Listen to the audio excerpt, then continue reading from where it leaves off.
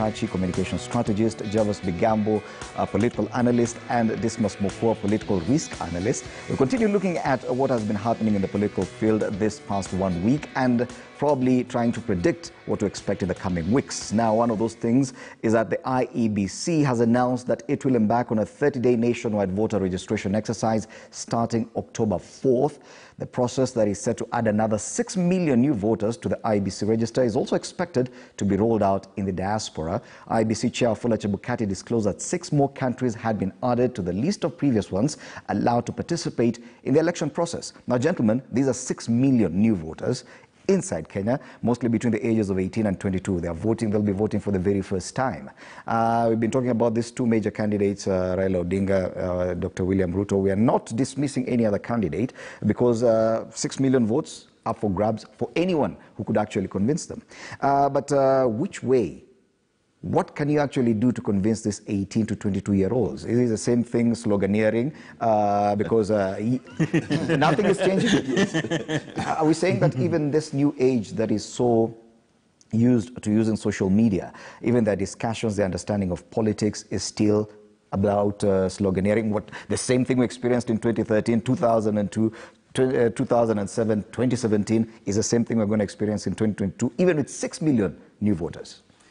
You know, Fred, the reality of Kenya's youth today is that they have become grossly disengaged from the realities of politics.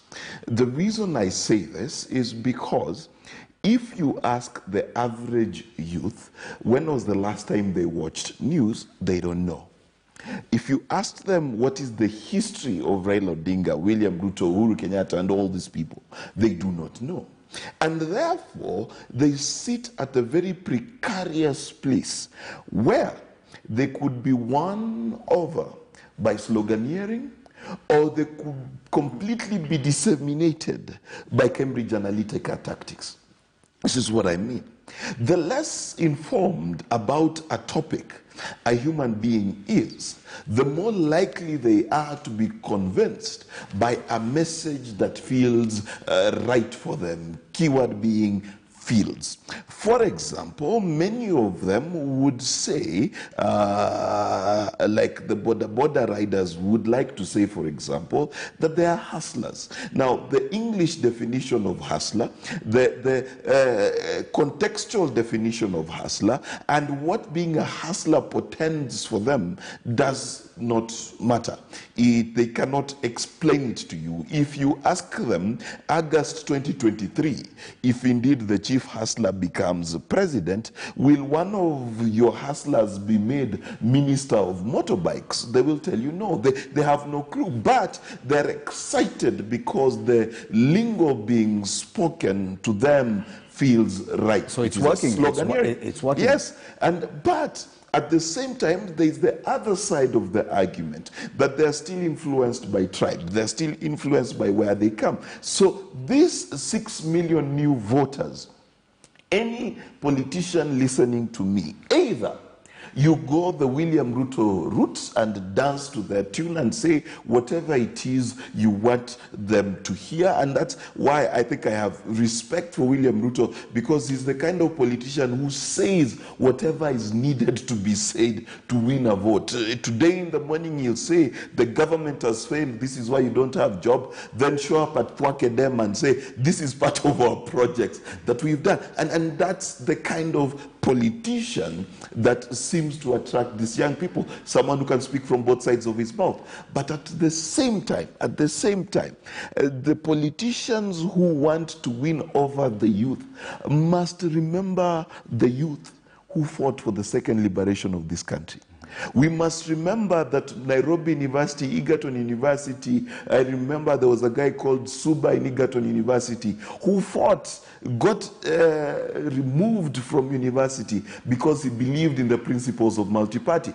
And I think that's where the challenge is, because politics in Kenya has this generational understanding. We've come from homes where probably our parents understood the Moi kind of politics, the kind of discourse or discussions at home were about Moi Kenya and other things. Matiba, who back then fought for second liberation. This fight for second liberation, do you really think that this new constituency of 6 million new voters really understands what happens there, what happened there, and will that be used even to determine anything this time around? No, quite. You see, life has changed. Realities have changed, and so must we. And politics must change corresponding to the changing needs of society and the changing times. When you look at how politics was driven in the 70s and the early 90s, the needs are very different today, as it shall be in 2022 and beyond. And this is what maybe informs the changing character of our politicians, because in the past, you needed just a couple of money and a big tribe, and you're home and dry. Today, you need much more than that. Today, as politics is slowly changing, politicians need to be transformed by the realities of the needs and the circumstances of the political space.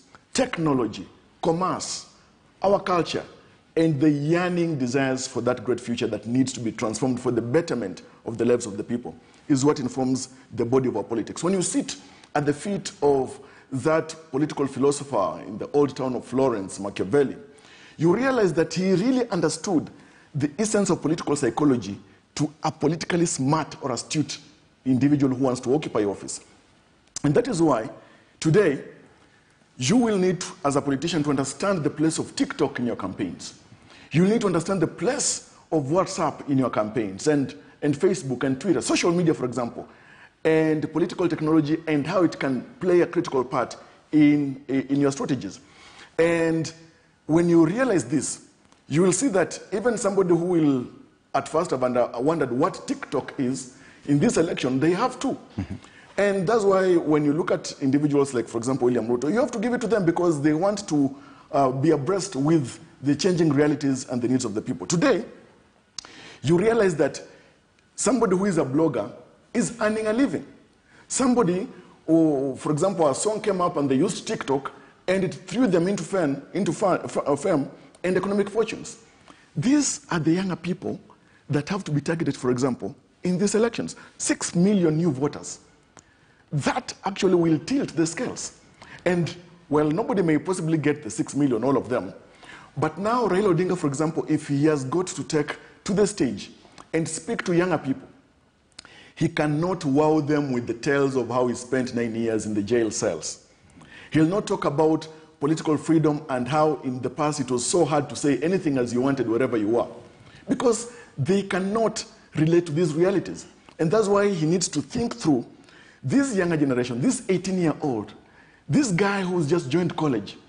If I talk about the freedom of speech and movement, which was not there during Raila Odinga's younger days and younger times in politics, what can I use to have them understand that even though I am an octogenarian, I can still fight for their fortunes? And that's why when you look at somebody like William Ruto, when he's talking about, for example, reaching out to some of these younger guys and speaking in Shen, he's trying to connect. If, for example, Musalia Mudavadi wants to speak to the younger generation, or even Kalonzo Musyoka, or any other candidate for that matter, Jimmy Wanjigi, he has to speak the language of the younger people. If they speak in Sheng, you see even Alfred Mutua has been talking about speaking in Sheng and the Bazoo language, etc.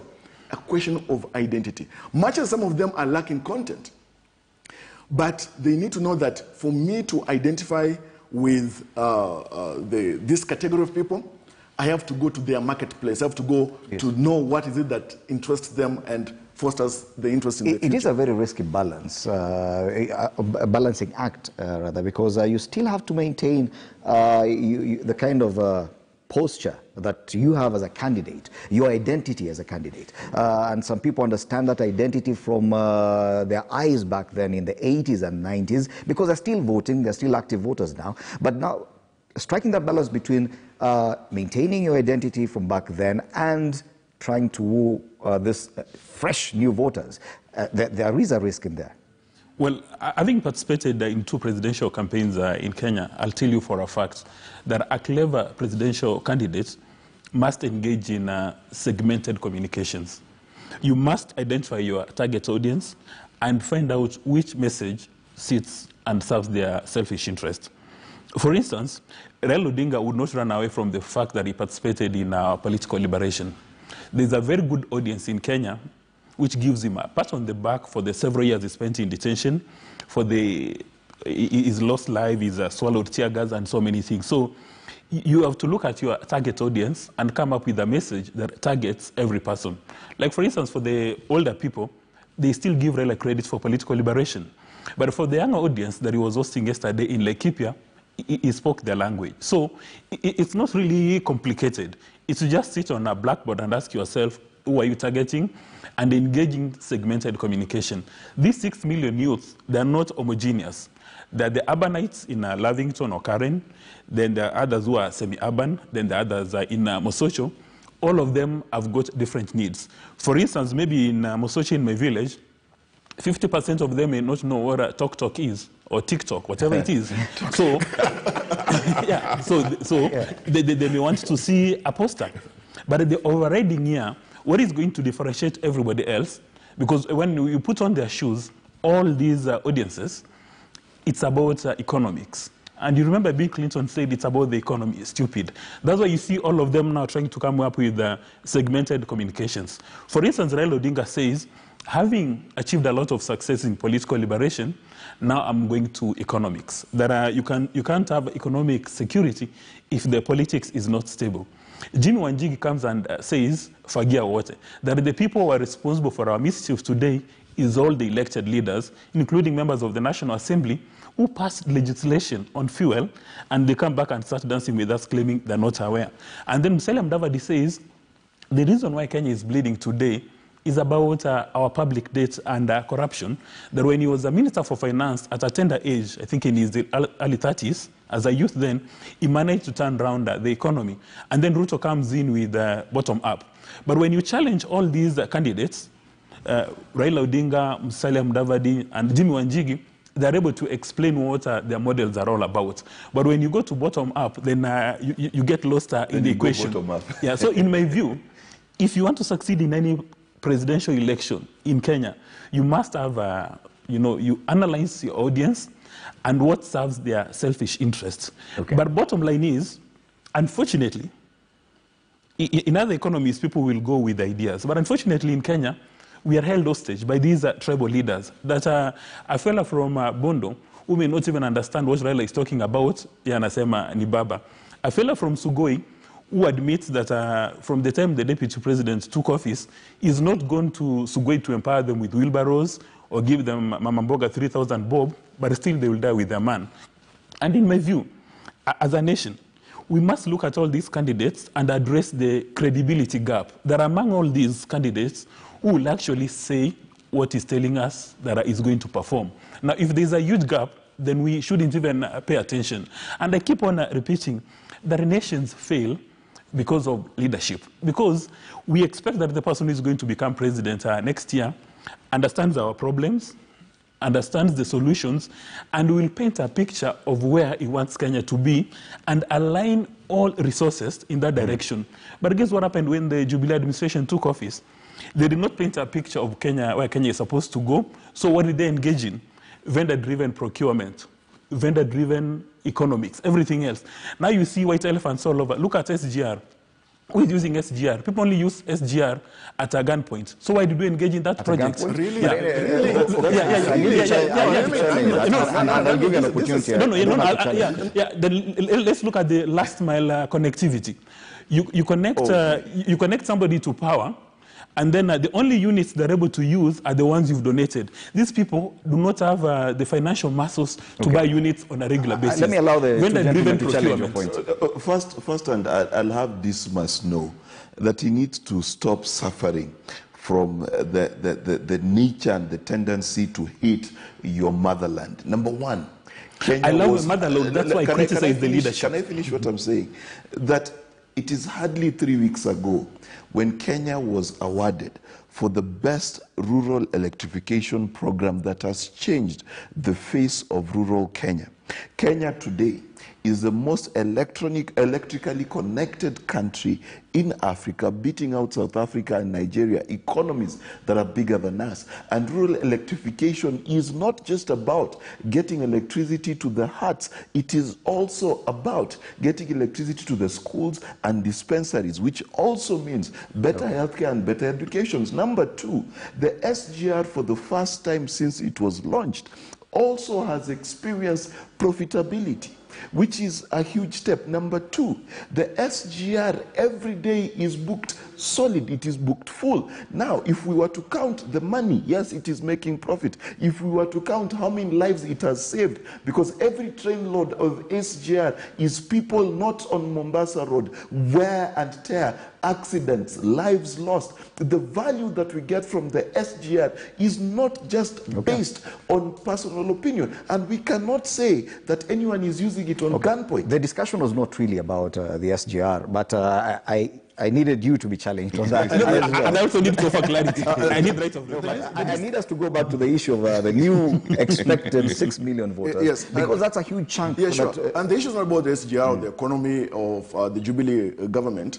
Much as Jubilee has failed successfully in some other areas, it has also had some few successes. I am alive of the fact that even the unwanted have got worth. And this worth, for example, Jubilee has failed in areas. True. Yes, there are mobile clinics that are still rotting that people, the exchequer paid for, and that's rotting there. And we have not even asked President Uhuru Kenyatta and his government, why is it that his government swindled Kenyans in that area? Yes, we know the cost of SGR and how it's been inflated for the benefit of some. But the fact is that SGR is used by ordinary Kenyans. Mokua here perhaps prefers using the Concorde and flights across the country. He must not undermine the fact that there are some other people who need that 1,000 shillings or 3,000 shillings to travel from Nairobi to Mombasa. And so SGR is working. I know of some schools today, much as not many schools are connected to the grid, but I know that there are some other places and regions that have changed for the better because of the last mile. I know too well that because of the effort of government where it has succeeded, technology today is something that every Kenyan is proud of. You go to other countries like Liberia, you will not have the pleasure of using technology the way we're enjoying in Kenya. It is there, yes, but the extent of the spread.